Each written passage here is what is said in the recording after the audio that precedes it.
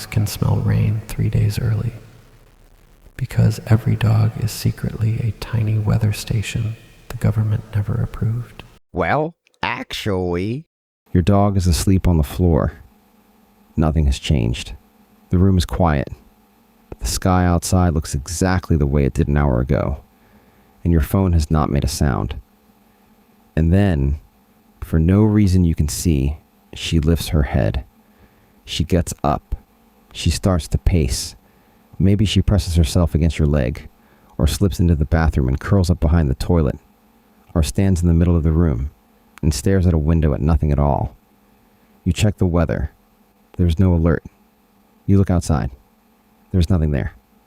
And then, 20 minutes later, sometimes an hour later, you hear it. The first low roll of thunder, far away. She knew. She knew before you did. Before your phone did. Before there was a single thing you could point to. So what did she feel? Let's find out what your dog already knows. Most people assume the answer is simple. The dog just has sharper ears. She heard the thunder a little before you did. And that's the whole story. Well, actually, that's barely a sliver of it. Because your dog often begins reacting when the storm is still 50, 60, sometimes 100 miles away, long before there's any thunder for even the sharpest ears in the world to hear. Your dog's not hearing the storm. Your dog is detecting it through at least 4 separate channels at the same time and stitching them together into a warning you have no way to receive. Start with ears because that part is at least partly true. Your ear picks up sound from about 20 hertz on the low end up to around 20,000 on the high end. A dog's hearing runs far past yours, up beyond 45,000 hertz, and it reaches fainter and lower sounds than you will ever catch. A thunderclap 40 miles away sends a long, low rumble rolling out across the landscape, and almost all of it is too quiet and too deep for you to notice. Some of it is infrasound, sound so low it falls beneath the bottom of human hearing entirely, and those are exactly the frequencies that travel the farthest, curving over hills and slipping through walls when the higher notes have long since faded out. Your dog catches the leading edge of that rumble while it is still just a tremor in the air. She's hearing the storm talk to itself while, to you, the afternoon is completely silent. But the ears are the least of it. The real signal arrives on the wind, and it arrives through the nose. You have roughly 5 million scent receptors inside your nose. Your dog has closer to 300 million. The part of the brain that processes smell is, proportionally, around 40 times larger in a dog than it is in you. Alexandra Horowitz, who studies dog cognition at Barnard College and wrote a book called Inside of a Dog, describes it this way. A dog does not just smell what is in front of her. She smells layers of time. She smells who walked past an hour ago and what is riding in on the breeze from somewhere she cannot yet see. Your dog does not simply smell the world the way you do. Your dog reads it, layer by layer, the way you read a page. And part of what she is reading is the future the wind is carrying toward her. And a storm, it turns out, has a smell. And that smell travels out ahead of it. Here's where it happens. When lightning discharges, even lightning still far below the horizon, where you can't see a single flash, it tears the oxygen molecules in the air apart. Those loose atoms recombine into a new molecule. 3 atoms of oxygen locked together instead of 2. It is called ozone, and it carries a sharp, clean, almost metallic smell. The wind pushes that ozone out in front of the storm, sometimes for miles. You might catch the faintest hint of it right before it rains.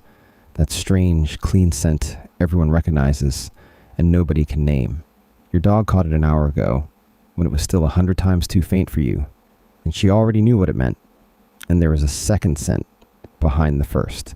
In 1964, 2 Australian scientists named Isabelle Baer and Richard Thomas were studying the smell of rain, and they gave it a name that stuck. They called it petrichor. It is the earthy smell that rises when the first drops hit dry ground, released from oils in the soil and a compound made by bacteria living in the dirt. To you, it is a pleasant surprise the moment the rain starts. To your dog, it is one more line in a message that has been arriving. piece by piece, since long before the sky ever changed. There's a third signal, and this one has no sound and no smell at all. Before a storm arrives, the air pressure drops. The atmosphere itself gets lighter as the system moves in. You almost never notice this consciously, though some people feel it as a dull ache in an old injury, or a strange heaviness in the head. Many researchers believe dogs feel that falling pressure directly in their ears and through their whole bodies, and that the sinking, emptying feeling of it is part of what puts them on edge before you have any idea a storm is coming. Their bodies being told the weather is about to break in a language written entirely in pressure. And then there's the strangest signal of all. A thunderstorm, underneath everything else, is an enormous buildup of electrical charge. That is what lightning is. A discharge so large it lights up the sky. But long before the first bolt, the static electricity in the air begins to climb. And a dog's coat is a nearly perfect collector of static charge. And the psychologist Stanley Coren, who has spent his whole career studying how dogs think, argues that many dogs feel this buildup directly. The charge gathers in their fur. They make it small, unpredictable shocks, tiny crackles of electricity moving through their coat, coming from nowhere they can understand. Imagine being shocked at random, over and over, with no way to know why or when the next one is coming. It may be why the bigger the dog and the thicker the coat, the worse the fear so often is. And it may be why storm phobia in dogs tends to grow over a lifetime instead of fading. Each storm teaching the body that this particular smell and this particular drop in pressure is the thing that comes right before the pain. This is the piece that explains the behavior that makes no sense. It is why so many storm-frightened dogs run for the bathtub, or wedge themselves behind the toilet, or dig at the floor of a basement. Those places are grounded. The porcelain, the pipes, the concrete against the earth. They bleed the static charge away. Your dog is not hiding from the noise in the one room with no windows by accident. Your dog is doing what a physicist would tell you to do to get rid of a static charge. She is trying to discharge. She figured out the solution to a problem you didn't even know she was having. Now put all of it together at once, while you are sitting on the couch with absolutely no idea that anything is coming. Your dog is standing inside a completely different version of the same room.